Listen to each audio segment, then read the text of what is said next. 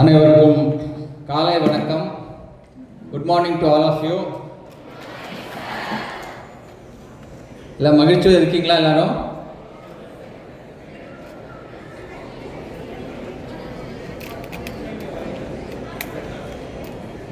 இந்த ஃபங்க்ஷனில் எல்லோரும் உற்சாகமாக இருக்கணும். இது வரைக்கும் நல்ல ஹை வோல்டேஜ் நடந்திருக்கு ஃபங்க்ஷன், அதே மாதிரி தொடர்ந்து நடக்கணும்.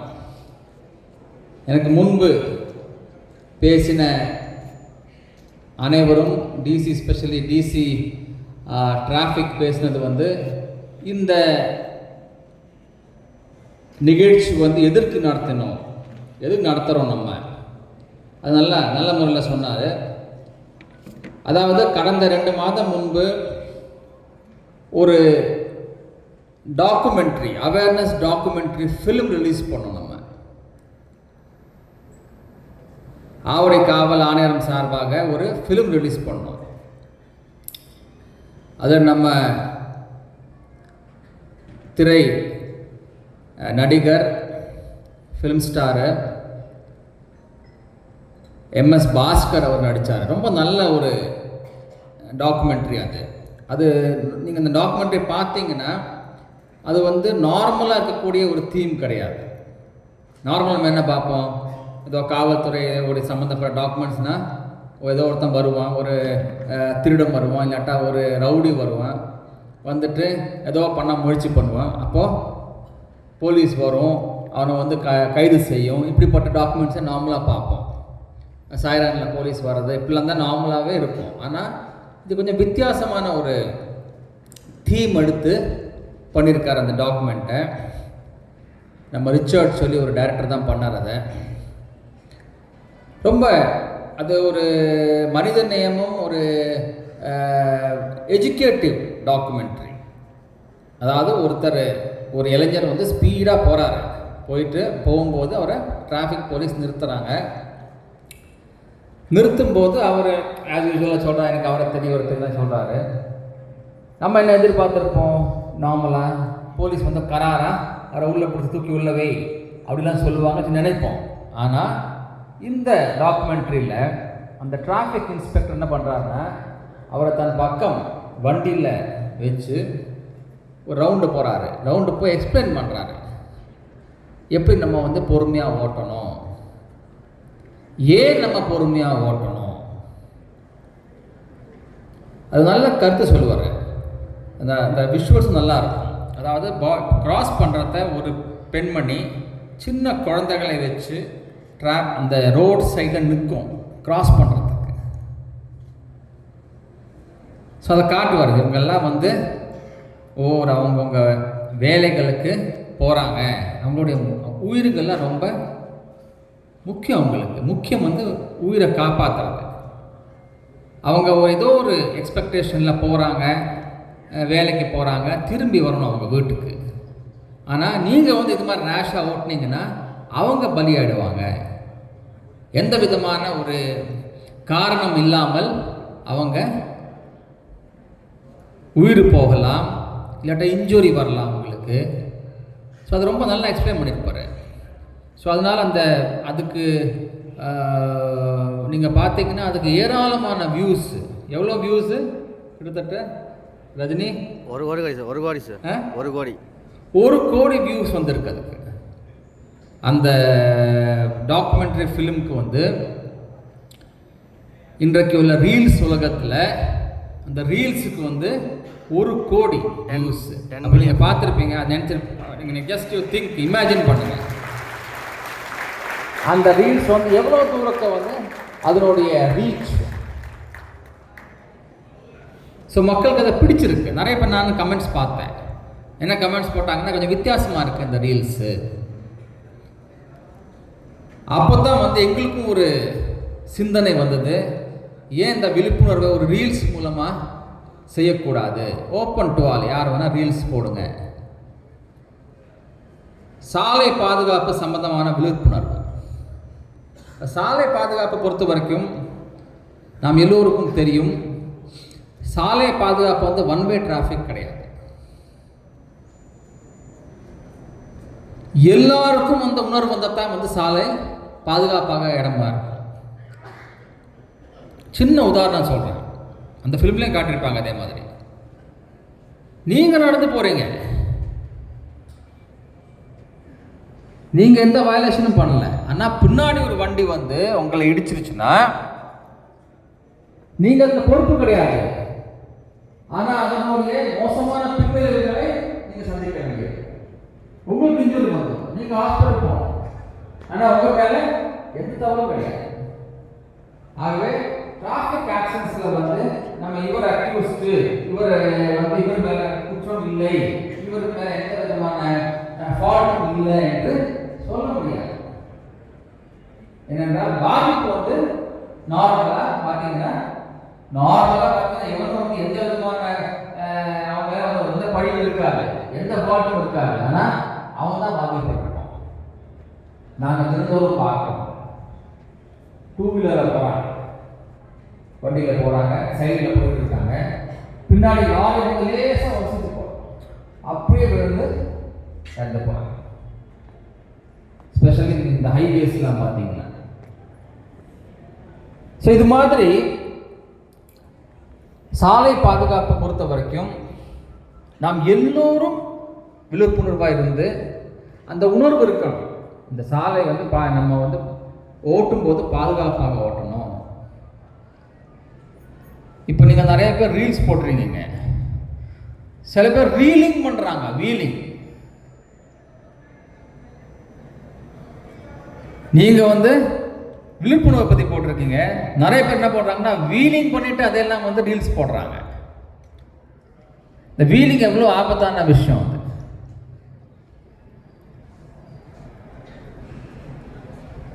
இந்த வீலிங் எனக்கு தெரிஞ்சு நிறைய பேர் வீலிங் பண்ணுறவங்கெல்லாம் நிறைய பேர் லாஸ்ட்டில் ஹாஸ்பிட்டலில் போயிட்டு படுக்கிறாங்க. அவர் வேறு அவங்களுடைய லாஸ்ட் முடிவு வந்து ஹாஸ்பிட்டல் தான் இருக்குது. இந்த வீலிங் பண்ணுறது, பைக் ரேஸ் பண்ணுறது, இதெல்லாம் வந்து நம்ம ஆரோக்கியமான விஷயம் கிடையாது, இது வந்து பாதுகாப்பான விஷயம் கிடையாது. இதனால பல தீமைகள் தான் இருக்கிறது. அந்த வீலிங் பண்ணுறவனுக்கும் ஒரு ஆபத்து, ரோடில் போகிறவனுக்கும் ஆபத்து, அவனை வந்து பிடிச்சு கட்டுப்படுத்த டிராஃபிக் போலீஸ்க்கு ஆபத்து. ஆகவே இந்த விஷயத்தை நாம் எல்லோரும் உணர வேண்டும். நம்ம துரதிருஷ்டவசமாக நம்ம ஊரில், அதாவது இந்தியா முழுக்க நான் சொல்கிறேன், டிராஃபிக் அவேர்னஸ் வந்து ரொம்ப கொஞ்சம் கம்மி தான். நமக்கு நாம் எல்லோரும் வந்து ஏதோ ஒரு வகையில் அவசரத்தில் இருக்கோம். யாரும் இப்போ நான் ஒரு மாதிரி மீம்ஸ் போட்டாங்க, நான் பார்த்துருக்கேன். அதை என்ன சொல்கிறாங்கன்னா, இந்தியாவில் நீங்கள் ரோடில் பார்த்தீங்கன்னா எல்லோரும் அவசரத்தில் இருக்காங்க. எதுக்கு அவசரத்தில் இருக்காங்க தெரியல. இப்போ எல்லாம் வந்து ஆஃபீஸில் போனால் என்ன பண்ண போகிறோம் யாருக்கும் தெரியாது, ஆனால் எல்லாம் அவசரத்தில் இருக்காங்க. ஸ்பீடாக போகணும், வேகம் வந்து டெஸ்டினேஷனை ரீச் பண்ணணும். நான் வந்து நமக்கு வந்து பொறுத்து விதிகளை பின்பற்றி போகக்கூடிய பொறுமை இல்லை. நீங்கள் டிராஃபிக் ரோட்டில் பார்த்துருப்பீங்க, ஒரு டூ வீலர்னால் இப்படி இப்படி இப்படி இப்படி பூந்து பூந்து பூந்து பூந்து போவாங்க. அது எதுக்கு போகிறாங்க தெரியலை. அப்படி அவர் குயிக்காக போய் அங்கே சேர்த்து என்ன பண்ண போகிறாரு? ஆனால் நம்ம பொறுமை இல்லை. அதாவது ஒரு வண்டிக்கு பின்னாடி நிற்கிறதுக்கு பொறுமை இல்லை. வேகம் போயிட்டு இந்த சிக்னல் முன்னாடி வந்து போயிருந்துடணும். ஸோ அப்படிப்பட்ட ஒரு மனநிலை தான் நம்ம இருக்கிறோம். இதை மாற்ற வேண்டும். டிராஃபிக் ஏதோ நம்ம ஊரில் மட்டும் கிடையாது. நீங்கள் வந்து பல்வேறு வளர்ந்த நாட்டில் போனாலும் சிட்டிஸில் நிறைய டிராஃபிக் இருக்கும். இப்போ நியூயார்க்லாம் போனீங்கன்னா நியூயார்க்கில் நிறைய டிராஃபிக் இருக்கும். ஸ்பெஷலி ஆஃபீஸ் ஹவர்ஸில் நிறைய டிராஃபிக் இருக்கும். ஆனால் எல்லாம் ஒன்றுக்கு பின்னாடி போய் நிற்பாங்க. நம்மளை மாதிரி இப்படி கட் பண்ணி அப்படி கட் பண்ணி எப்படியாவது ஃப்ரண்ட்டுக்கு போகிறதுக்கு முயற்சியே பண்ண மாட்டோம். இப்போ அவங்களுடைய சாலைகள்லாம் பாதுகாப்பாக இருக்கும். ஏன்னா எல்லாருக்கும் தெரியும் இவர் வந்து இப்படி கட் பண்ணி வர மாட்டார் தெரியும். நம்ம ஊரில் ஹைவேஸ்ல ராங் டைரக்ஷனில் வரான். ஏனென்றால் அவனுக்கு யூ டர்ன் பண்ணுறதுக்கு பொறுமை இல்லை. அப்போ என்ன பண்ணுவான், சைடால் கட் பண்ணி எதிர்க்க வரான். ஸோ இப்படிப்பட்ட நிலைமையில் நம்ம இருக்கிறோம். இதை மாற்ற வேண்டும். அதுக்கு தான் வந்து இந்த விழிப்புணர்வு. நீங்கள்லாம் இளைஞர்கள், உங்களுக்கு வந்து இந்த அந்த மென்டாலிட்டி வரணும். ஸோ அதை நீங்கள் பண்ணீங்கன்னா நன்றாக இருக்கும். அதே மாதிரி நிறைய விபத்துக்கள் வந்து நான் சொல்லக்கூடாது, ஆனால் நிறைய விபத்துக்கள் ஓட்டுநர்கள் வந்து மது அறிந்தோ இல்லாட்டா வேறு ஏதாவது ஒரு இதில் ஓட்டுறாங்க. அது நிறைய காஸ் ஆஃப் ஆக்சிடென்ட்ஸ். நைட் டைமில் மது அருந்து ஓட்டும்போது நம்ம கண்ட்ரோல் இருக்கிறதில்ல. அது 2 வீலர் மட்டும் இல்லை, 4 வீலர் கூடி பல ஆக்சிடென்ட்ஸ் வந்து அதனால் நடந்திருக்கிறது. அதையும் வந்து நம்ம தவிர்க்கணும். ஆவடி காவல் ஆணையம் பொறுத்த வரைக்கும் நாம் பல்வேறு முயற்சிகள் எடுத்து வருகிறோம்.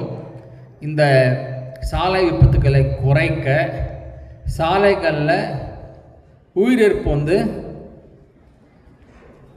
கம்மியாக்க, டெத்ஸ் ஆன் த ரோடு, ஆக்சிடென்ட்ஸ்னால வந்து உயிரிழப்பு வந்து கம்மியாக்கிறதுக்கு பல்வேறு முயற்சி எடுத்திருக்கிறோம். அதற்கு நீங்கள் ஒரு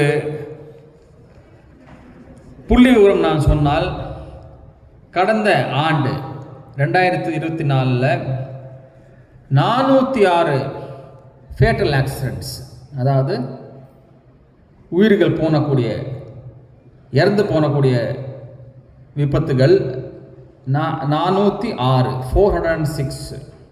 இந்த வருஷம் வந்து அது கணிசமாக குறைஞ்சு 281, 281. ஸோ கிட்டத்தட்ட 30% கம்மியாக இருக்குது. 30%. அது ஒரு பெரிய ஒரு அச்சீவ்மெண்ட் நான் நினைக்கிறேன். 30% கம்மியாக இருக்குன்னா நீங்கள் இந்த கூட்டு கணிச்சு பார்த்தீங்கன்னா எவ்வளோ, கிட்டத்தட்ட 120க்கும் மேலே, 125 உயிர்களை நாம் சாலைகளில் காப்பாற்றிருக்கிறோம்.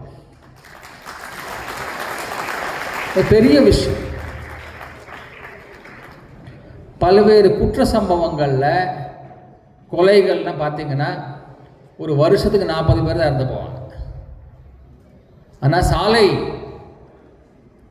விபத்துகளில் எவ்வளோ பேர் உயிர் இறக்குறாங்க பாருங்க. ஆகவே இதை நாம் வந்து மனசில் வாங்கி கொண்டு நாம் கவனமாக இருப்போம். நம்ம வந்து விதிகளை பின்பற்றுவோம். நீங்கள் எல்லாம் வந்து செஞ்சீங்கன்னா கண்டிப்பாக சாலைகள் இன்னும் பாதுகாப்பாக இருக்கும். சாலைகளில் உயிரிழப்பு இருக்காது. சாலைகள் வந்து சேஃபாக இருக்கும். அடுத்தவனுக்கெல்லாம் வந்து போகிறதுக்கு சேஃபாக இருக்கும். அது மட்டும் இல்லை, இன்றைக்கு இந்த ரீல்ஸ் போட்டியில் வெற்றி பெற்றவங்களுக்கெல்லாம் என்னுடைய வாழ்த்துக்கள். நமக்கு வந்து நல்ல இதில் பார்ட்டிசிபேஷன் இருந்திருக்கிறது. நிறைய பேர் இதில் வந்து பார்ட்டிசிபேட் பண்ணியிருக்காங்க, கலந்து கொண்டிருக்காங்க. நிறைய ரீல்ஸ் போட்டிருக்காங்க. சில ரீல்ஸை ரொம்ப நல்லா பண்ணியிருக்காங்க. இந்த ஃபஸ்ட்டு, செகண்ட், தேர்ட்லாம் பார்த்தீங்கன்னா ரொம்ப நல்லா இருக்குது. கான்சலேஷன் வாங்கினவங்களுக்கும் நிறைய பேர் நல்ல ரீல்ஸ் எல்லாம் போட்டிருக்காங்க. ரீல்ஸ் போடுறதும் வந்து ஒரு கலை. அது எல்லாருக்கும் அதை செய்ய முடியாது. பட் இந்த ஜென்ஸி, நீங்கள்லாம் வந்து ஜென்ஸி, நாங்கள்லாம் வந்து பூமருக்கு போய்ட்டோம். அதனால் நாங்கள் ஜாஸ்தி ஜென்ஸி பற்றி பேச முடியாது. ஆனாலும் ஒரு விஷயம் நான் பார்த்துருக்கிறேன். ஜென்ஸியில் வந்து இந்த டெக் சேவினஸ், ஸ்பெஷலி நம்ம ஸ்மார்ட் ஃபோன் எப்படி ஆப்ரேட் பண்ணணும், சோஷியல் மீடியாவை எப்படி ஆப்ரேட் பண்ணணும், சோஷியல் மீடியாவில் எல்லாம் பண்ணலாம். சில பேர்லாம் வந்து அற்புதமான மீம்ஸு, சில பேர்லாம் போடும்போது மீம்ஸ் எல்லாம் போட நம்ம நினைக்கவே முடியாது, இவ்வளோ சூப்பராக போட்டிருப்பாங்க. அதே மாதிரி ரீல்ஸ் போடுறது நிறைய பேர். ஸோ இதெல்லாம் வந்து இந்த நியூ ஜென்ரேஷன் அவங்களுடைய பேஷன், அவங்க பிடிச்ச விஷயங்கள்லாம் வச்சு தான் நம்ம இந்த போட்டியை ஏற்பாடு செய்திருக்கிறோம். அது நல்ல வரவேற்பு இருக்கிறது. அண்டு கண்டிப்பாக ஃப்யூச்சர்லேயும் வந்து இதே மாதிரி போட்டிகள் நாங்கள் ஆர்கனைஸ் பண்ணுவோம். நிறைய பார்ட்டிசிபேஷன் இருக்கணும். பார்ட்டிசிபேஷன் இருந்தால் தான் வந்து இந்த மெசேஜ் ரீச் ஆகும். இன்றைக்கு இதை தவிர வந்து இன்றைக்கு அப்போலோ ஸ்பெஷாலிட்டி ஹாஸ்பிட்டல்ஸுடைய மிகப்பெரிய ஒரு கான்ட்ரிபியூஷன் இருக்குது. அவங்களும் நாங்களும் சேர்ந்து மெடிக்கல் டெஸ்டிங்கு எங்கள் காவல் அதிகாரிகளுக்கெல்லாம் மெடிக்கல் டெஸ்ட் பண்ணுறாங்க. ஸ்பெஷலாக blood sugar, blood pressure, sugar, heart checkup, ortho, dental, eye screening, pulmonary function test. So இதெல்லாம் வந்து இன்றைக்கு பண்ண போகிறாங்க. அப்போலோ ஸ்பெஷாலிட்டி ஹாஸ்பிட்டல்ஸ்க்கு என்னுடைய நன்றிகள்.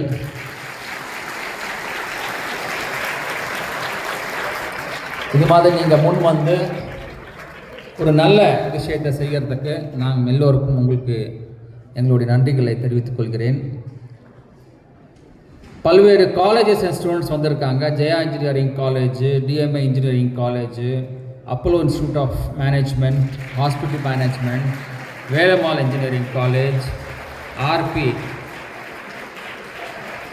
கோதா Jain arts and science college, Vels medical college, CPCL polytechnic, இவங்கெல்லாம் வந்து நீங்கள் வந்திருக்கீங்க. உங்கள் எல்லோருக்கும் என்னுடைய வாழ்த்துக்கள். நாம் எல்லாரும் நினைச்சால் கண்டிப்பாக சாலைகளை ஒரு பாதுகாப்பாக இடமாக மாற எல்லா முயற்சிகளும் நாம் எடுக்க வேண்டும். நீங்களும் வந்து இதில் முழு ஒத்துழைப்பு கொடுக்கணும் என்று கூறி இந்த